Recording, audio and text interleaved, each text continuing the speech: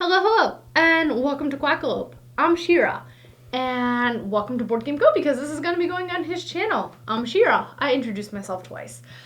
This is my first video, in case you can't tell. I'm very nervous. My first solo video, I should clarify.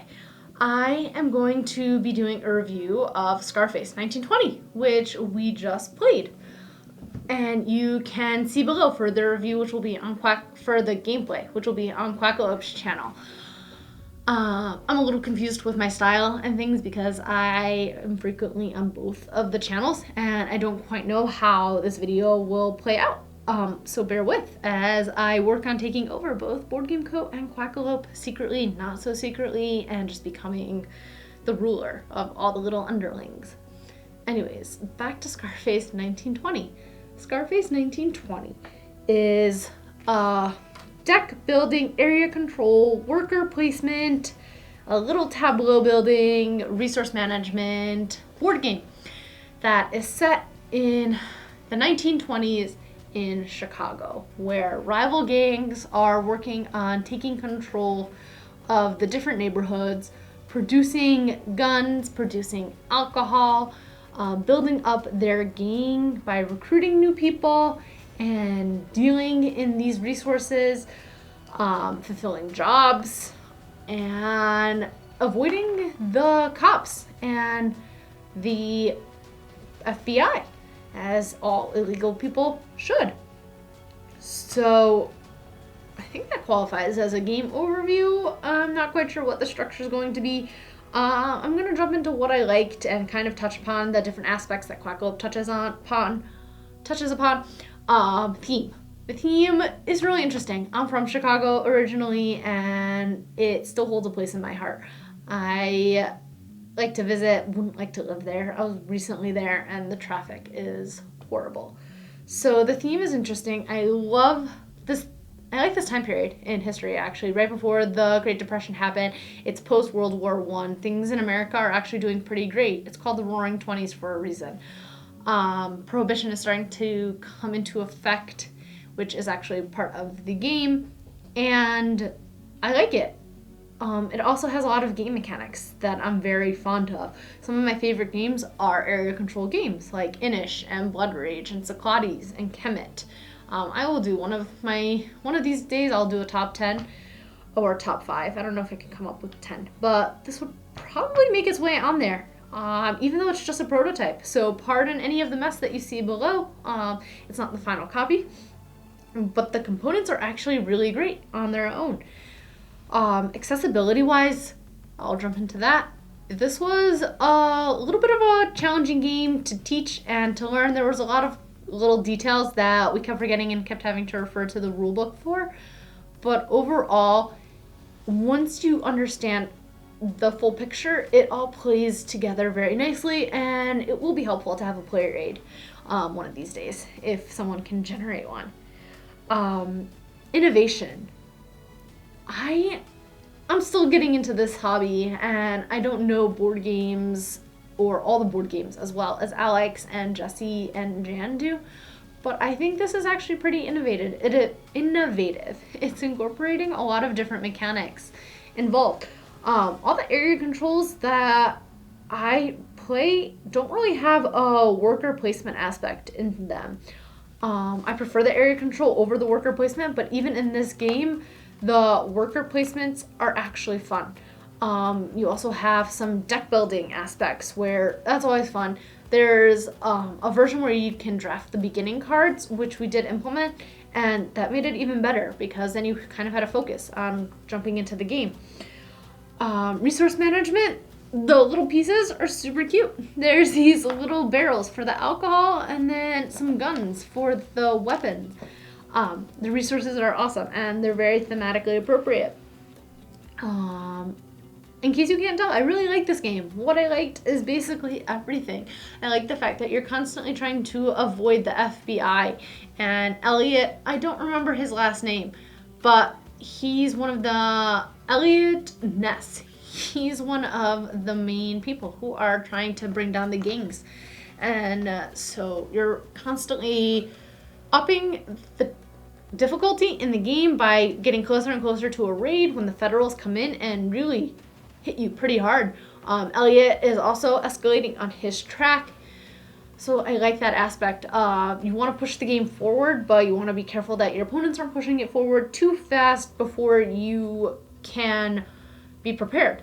I like all the different decks and the variability. There's the jobs that you can fulfill. There is working on building out your tableau with dealers and being able to then activate them and produce the alcohol and produce the weapons. I like the associates that you can recruit and hire and slowly start building up your deck so that your rounds take longer and endgame is pushed off further. I like the confrontation between the players and the asymmetry between the different gangs. There's the Black Wolves gang, there's the Seven Gems, there's the Chicago outfit that was actually done by Al Capone. And they're very thematically appropriate. Each one specializes in different areas, and they're very asymmetric to the point that it feels broken.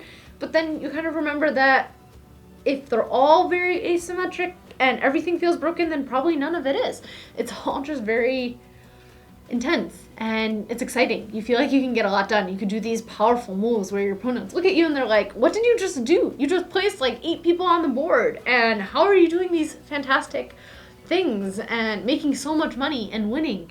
I would have won the first game that we attempted to play, but the 2 people who I was playing with, which if you look at Quackalope's channel, you can figure it out, they didn't really get the game at first. I did. I was having a lot of fun. So I like the fact that you also have to do some hand management. If you want to play more cards and have more intense turns, then you also increase your risk and get closer to a raid quicker. I love area control. Area control was probably my favorite category of a game. And while we didn't get into the area control with this playthrough too much, we did start to get into it. I was blue, and I started attacking the central zone and basically took it over. No one really put up much of a fight, yet I didn't win. To win the game, you gotta have the most money. And while I was having a lot of fun and I was getting an engine built, the game ended before I kind of capitalized on that moment. So that kind of goes into what I didn't like. I didn't feel like I got enough done, but I think that's with all games. I wanted to generate more resources. Someone to the right of me in the game, Jesse, kept taking all my resources and kept taking all my money. That is how he started off the game, by just taking my first sale. He took all the profit from it. So there's a lot of getting into each other's faces and confrontation, which if that's not your style of game, then this game won't be great for you. That was the main thing I didn't like. I really didn't feel like I could get enough done. I was slowly upgrading my board, but I didn't even upgrade it to the highest level before the game ended. I was secretly pushing for the game to happen and finish quicker because it was taking a while, and that's something that other people might not like. The length. I think our playthrough actually took around 2 hours, and we were 3 players, which this is a 1 to 4 player game. They are putting out a solo mode that they haven't finished yet, so right now you can play the prototype for between 2 and 4 players. I probably wouldn't end up playing with 4. It would take too long, and there is some downtime while other people are taking their magnificent turns.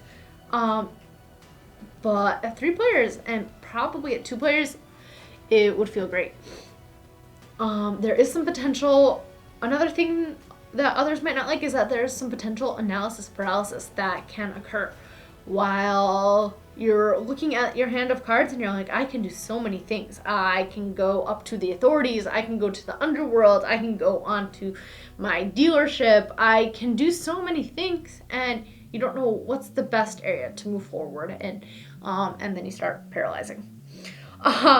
Everything feels broken, which people might not like. People might feel that the asymmetry is too much, that this gang, this faction is overpowered, but each faction specializes in something else, and if you maximize your faction or gang to its potential, you will also feel broken.